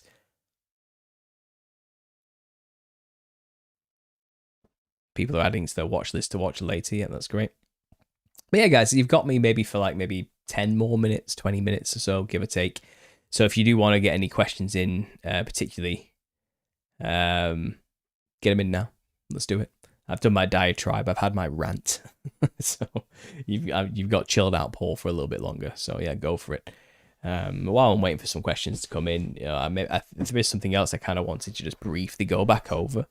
I did talk about narcissism not that long ago, but I talked about leaving the system, you know, what it means to actually kind of detach yourself from Babylon. What does that mean? You know, how does one actually do that realistically when the corruption is so total in the physical world that you can't go to a certain country or anywhere really and avoid it? It's there whether you like it or not. It's unavoidable. There's like no place physically you can go to get away from Babylon, the beast system, the controlling mechanisms, you know, the agenda. It's all pervasive, like all pervasive. So I made a video explaining, well, this is what modern psychology does when trying to remove toxic people from their life and how to help people deal with psychopaths and narcissists, basically. So people, if you don't know, and I've covered it in this video, like there's a whole subculture online about detaching yourself from your narcissistic family. So people who have suffered great abuse at the hands of their parents or siblings. And as they've become adults, they've decided to cut off that relationship for their own sanity and mental health, basically, and also to heal, to move on, and to not be a victim anymore of psychopaths, like bad people, evil people who intentionally hurt them as children and continue to hurt them as adults, you know. It's not a decision made lightly at all for people who do this. It's not done on a whim. It's a painful, horrible decision and process that takes a lot of time to handle and deal with, and a lot of drawbacks and mistakes and falling back into it and learning your lesson that you shouldn't have gone back. And it's a years long process for most people to get through. It's not easy. It's incredibly painful, and you know, I've witnessed all this firsthand, and I've been listening and watching these people for years as well, and trying to understand the phenomena. And I'm not saying I've done this, because I'm quite blessed that I've had a relatively decent upbringing, you know, but I've seen others who haven't, and I've seen their decisions and choices, and I understand the decisions and choices as the best, safest option for them given the circumstances, you know. And I empathize with it, and it's sad, but it's also wholly necessary in this world today when so many people are suffering from narcissistic personality disorder and have become complete and totally devoid of empathy. These are just the things you kind of have to do. And I think a lot of people, like, when I watched that video, they didn't understand, like, I was using that as an example, like the methods used to help people cope with having to deal with such a thing in therapy, as actually quite a good way of applying it to how we can escape the abusive system that we live in. And it wasn't necessarily about family holistically. Like, you don't have to compare it to your mum and dad necessarily, you know. That was just the example being used.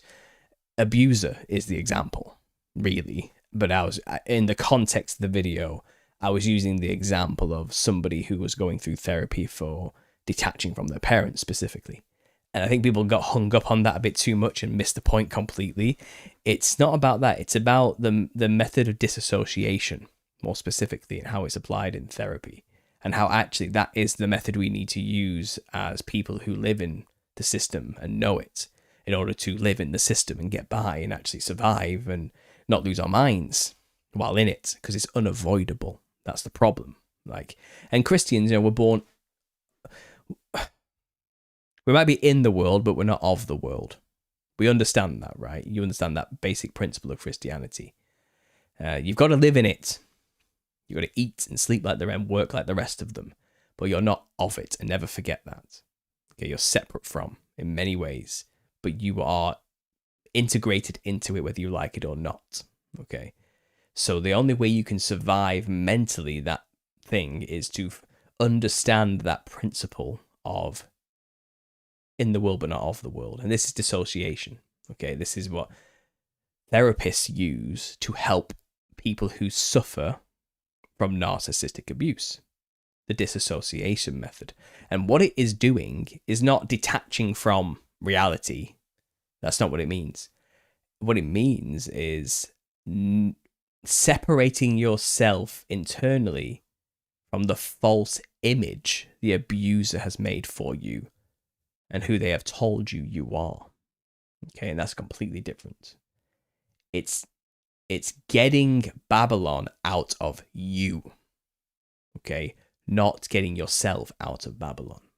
This is what disassociation means, and I thought it was a great way of putting it. And he's saying it's getting the family out of you, not getting you out of the family. That's what this psychiatrist was saying. But I thought that, well, that methodology actually applies perfectly to the Christian walk and to the truther walk. You know, what it means to live in the world full of corruption and not be able to escape it. So how do we escape it? Well, you don't. What you do is you get the system out of you. You don't get away from it, but you get it out of your body and your psyche and your mind and everything else. And that's how you survive in the world. Be of the world, but not in the world, but not of the world. That's how you do it, you know. And again, I think people just correctly got too hung up on the example rather than the methodology we were actually trying to discuss, which is dissociation. Because it's contentious, you know. I think people don't like me talking about this whole going no contact thing, this phenomenon that's happened in the modern age. And I find, you know, more often than not, take it or leave it when I say this, believe me if not, you know, but the ones who have a problem with me talking about it tend to be the older generations whose children have left them in some way. Okay. And they have all sorts of excuses as to why the kids were wrong for doing that. But look, this is a horrible thing to hear. I get it. But you need to understand, it's not your children's fault that they went no contact. If your children have decided to cut you out of their life to protect themselves mentally, that's not on them. It isn't. Okay? And you can justify it any way you want. That's not on them. Okay? And people don't want to hear it. They really don't like hearing it. And they want to. You cannot play the victim in this scenario. I'm sorry. Okay, something extreme has to have happened for a child to cut off their parents for safety. Okay? Something happened and you need to confront it. You cannot blame them. You cannot do that. You will not heal if you ignore them like that. I'm sorry, you will never that relationship will never be fixed. Like it's never the children's fault. It's not. Okay? And I think a lot of parents, especially older generation parents, aren't willing to accept they made mistakes. Some are. This is not all, but there's a large portion who are not willing to make mistakes. And they often say things like, well, I clothed you and fed you, didn't I? Yeah, you did the bare minimum to stay out of prison. That's not what being a parent is. Keeping a roof over somebody's head is the bare minimum. Okay? Sadly, and for circumstances maybe out of your own control, many people have been raised by parents who were not there, not emotionally there. Okay? And it's a contentious time. It's a rough time for generational relations. It really is. There's a huge rift between millennials and the boomers. Gen X have just been completely forgotten and don't exist apparently. And Gen Z hate everybody and are angry at all the generations because they have been born into a world where there is no opportunity and they have no future. Okay? And everyone's blaming each other in a horrible way. But I want to detach this whole no contact thing from that phenomena. Okay? It's not a decision that's ever made lightly. It is not. Okay? There are reasons for people to choose to do that. Deep, personal, justifiable reasons. I've heard a lot of people talk it out, and it's like when you get down to it, it's like, yeah, like I get it. I think sometimes the best way to honor your mother and father is to get away from them as to avoid any more arguments. That's probably the best way to honor them if you're in that situation. You're not honoring them by sticking around and taking abuse from them and getting into arguments with them and causing more stress in either anyone's life. That's not honoring them. And you don't have to put up with that. I have a personal preference and a belief that, a parental-child relationship is contractual, spiritually speaking. And there are fundamental things a parent is supposed to do, roles they're supposed to fulfill on their end of the contract in order to be able to call it a parental-child relationship. A relationship, that's all. Any relationship comes with these unwritten social contracts. And if you don't keep up your end of the bargain, you don't have the right to be in that relationship. You forfeited that right. It's the same with anything. If you have a job to do, you don't do your job, the contract gets torn up and you're out. Okay? That is the same for families. So if your parents didn't be parents and broke the contract and abused you in some way, mentally or physically,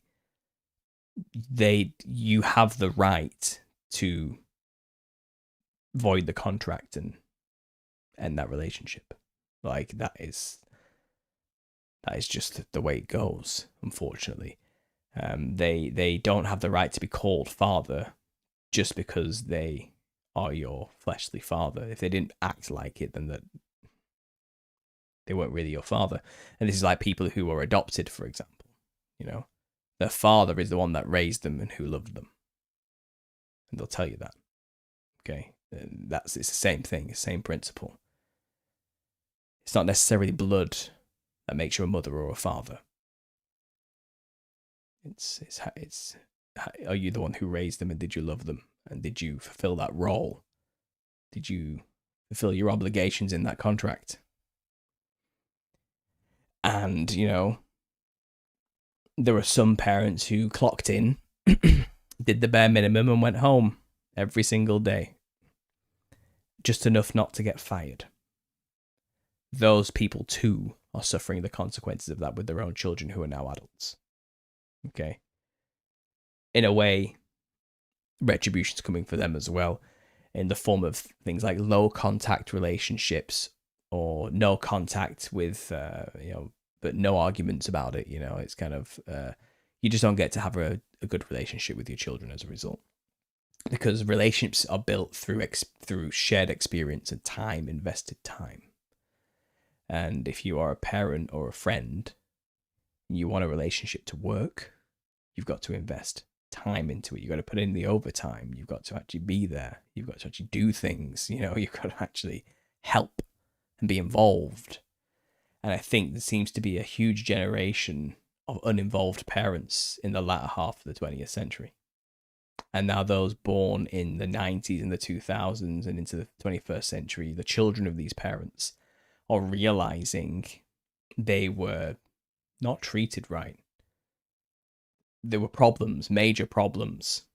And also they're being treated bad as adults and blamed for the problems as adults, which they didn't cause. That's happening too.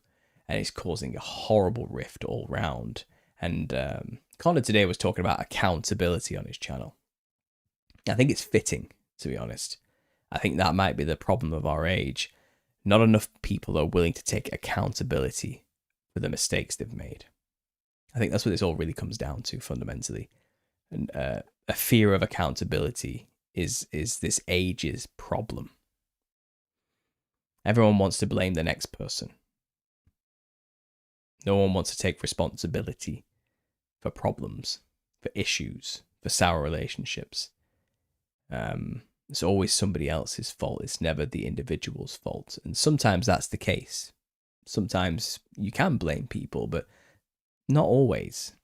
Not always. And not all relationships are always two-dimensional. It's only one side who did something wrong either. I get that. Life is messy and life is complicated. And unfortunately, sometimes the circumstances do require extreme measures to fix things. Because we are just sadly in a very tumultuously, emotionally charged, broken time for family dynamics and relationships. And I think that's by design too. I think this has been done to us. I think there's another problem. Like, this is a part of the agenda to break down the Western family, as well. But I think something like a narcissistic abuse that transcends nationalism and any nation. I think narcissism is an epidemic of its own right, a demonic epidemic of its own right. And in those cases, it's justified. Any action to save yourself is justified. Because I also think some people don't quite understand what a narcissist is as well.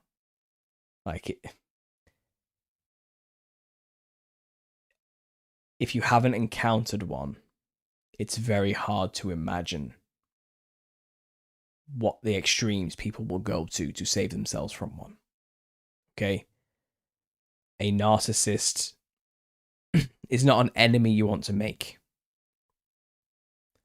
They are relentless in ways that are very underhanded. It's psychologically traumatic to have an encounter with a narcissist once they've got you in their crosshairs. Like, it's really bad. And I've met a few in my time. Okay. it's they're not psychopaths. They're not gonna like murder you necessarily. But I wouldn't put it past some of them, honestly. They're not sociopaths either in the sense that they're not like, I suppose they're kind of like sociopaths, which is basically psychopath light. The problem is with narcissists, they don't tend to always know that they're narcissists. Sociopaths and psychopaths have an awareness of their own, of what they are. And they mask. And they pretend to be something they're not. And they fake human emotion. Narcissists do feel. Narcissists do have emotions. And they are human. But they have delusions of grandeur. And they also have an inability to see themselves as wrong. They have an inability to accept that somebody could wrong them. They they're not living in reality. They're living in their reality. And anybody who shakes that illusion they've created for themselves needs to be eliminated. And if they are not on top or in control, you are a threat. And I don't think they even fully know they're doing it, but they'll eliminate you. Any means necessary. But they very rarely go to killing, but they will destroy your life. Like, they are a very particular, pernicious type of evil. And they play games, and they're in it for the long haul, and they'll be there ruining your life forever.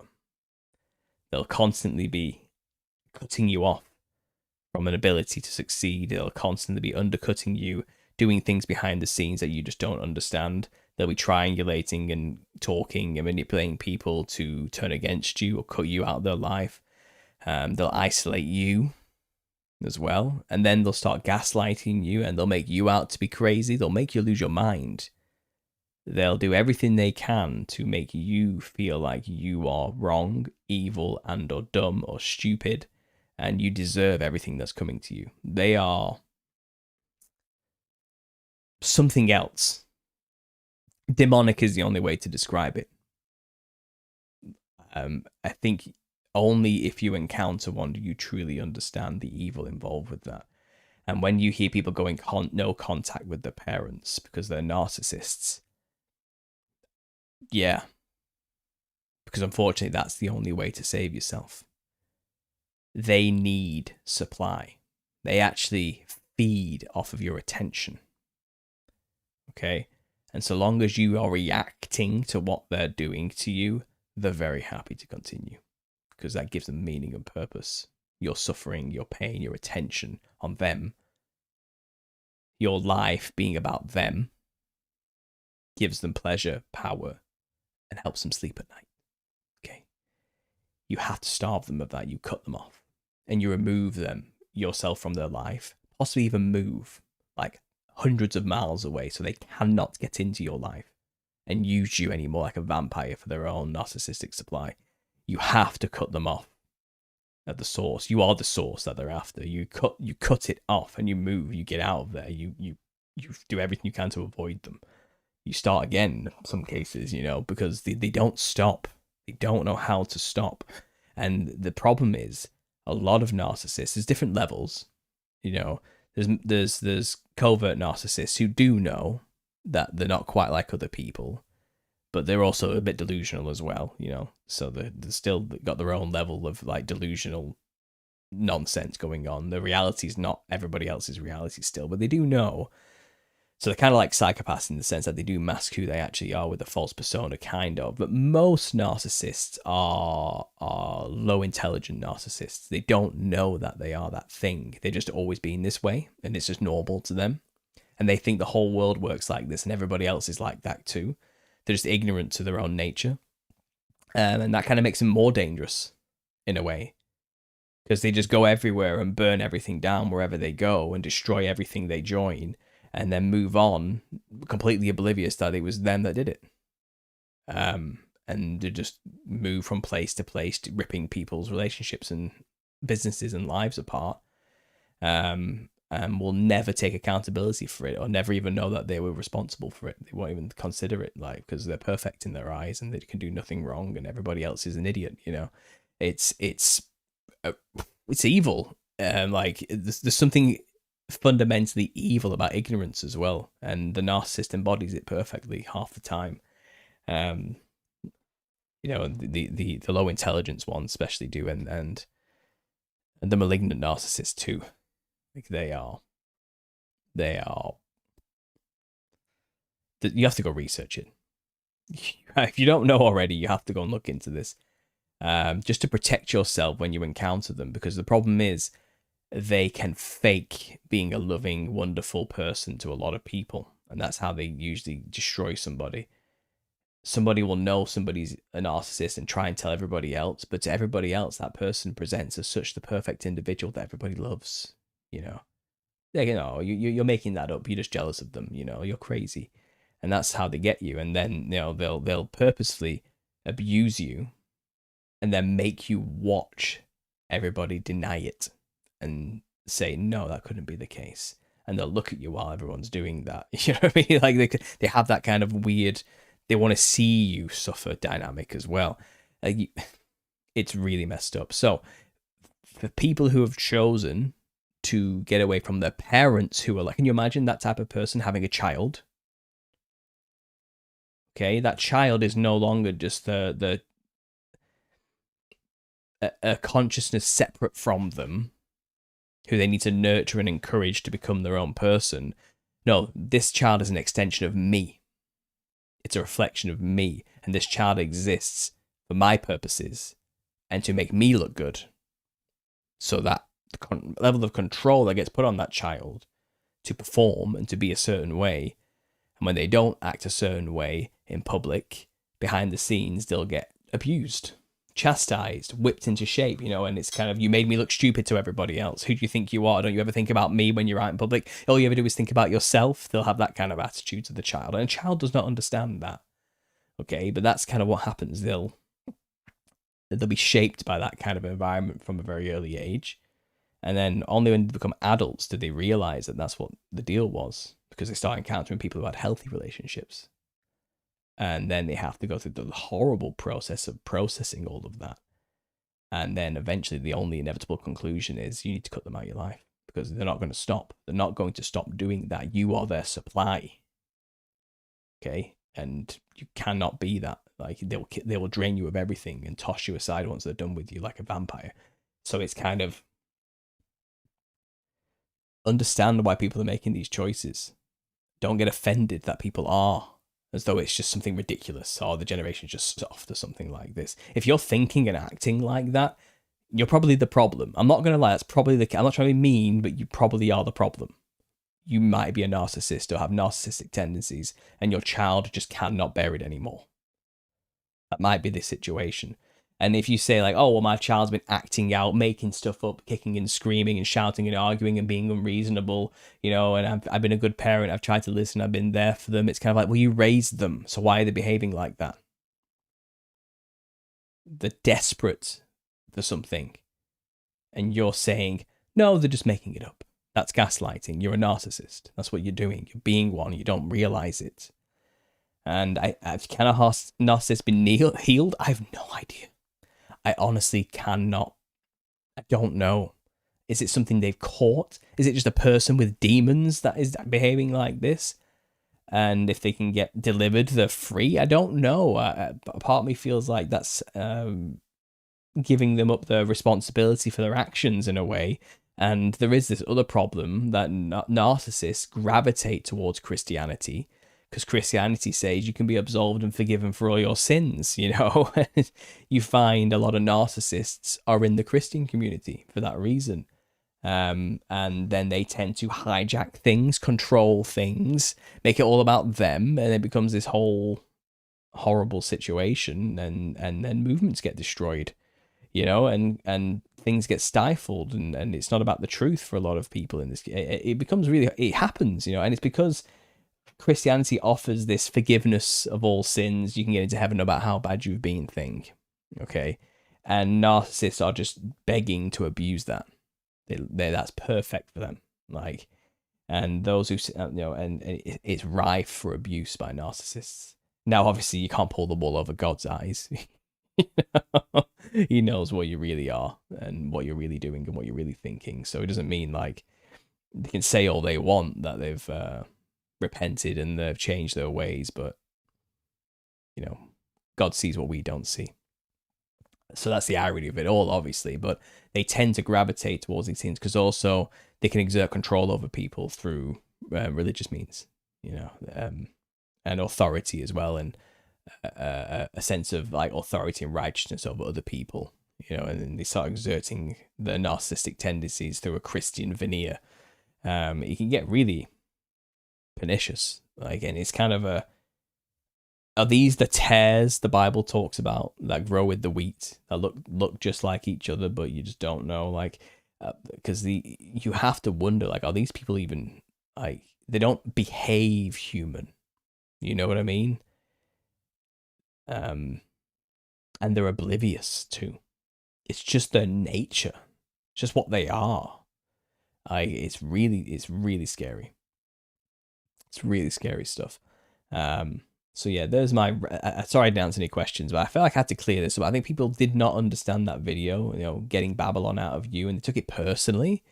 And it's kind of like, I think all generations need to look in the mirror, including older generations. For many reasons, we all have our own thing we need to confront and deal with. That's not necessarily a personal thing, but a generational issue. Each generation has like a curse upon them of a certain thing. And I think older generations, gluttony was their curse, was their problem. They consumed too much.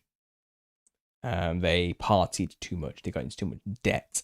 They assumed it would go on forever and did not prepare for the future, and basically stole their inheritance from their children in many ways. They didn't pay it forward, and now the consequences of that are happening. I think millennials,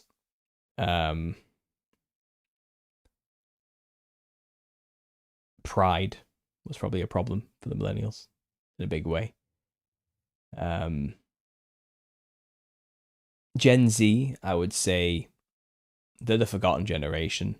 They played it too safe. They tried to just be boomer lights. They tried to just they realized it was corrupt, but they did nothing about it. So sloth is probably their problem.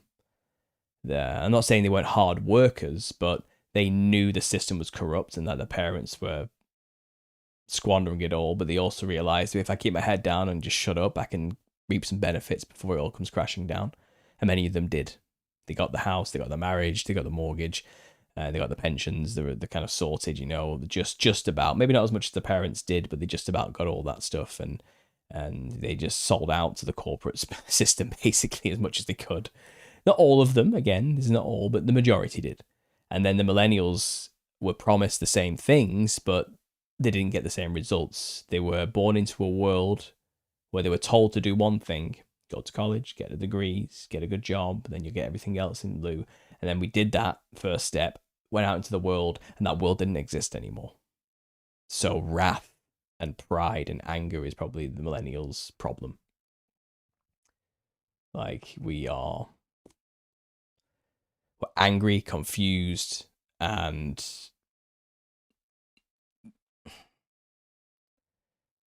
I think our generation thinks they deserved more too, so prideful.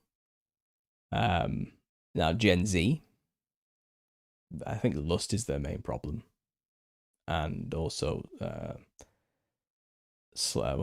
not lazy, but they're apathetic. They're not doing anything because they don't see the point. So they've got their own problems now, and they're getting blamed for a lot. Like, they're just a lazy generation, doesn't want to work.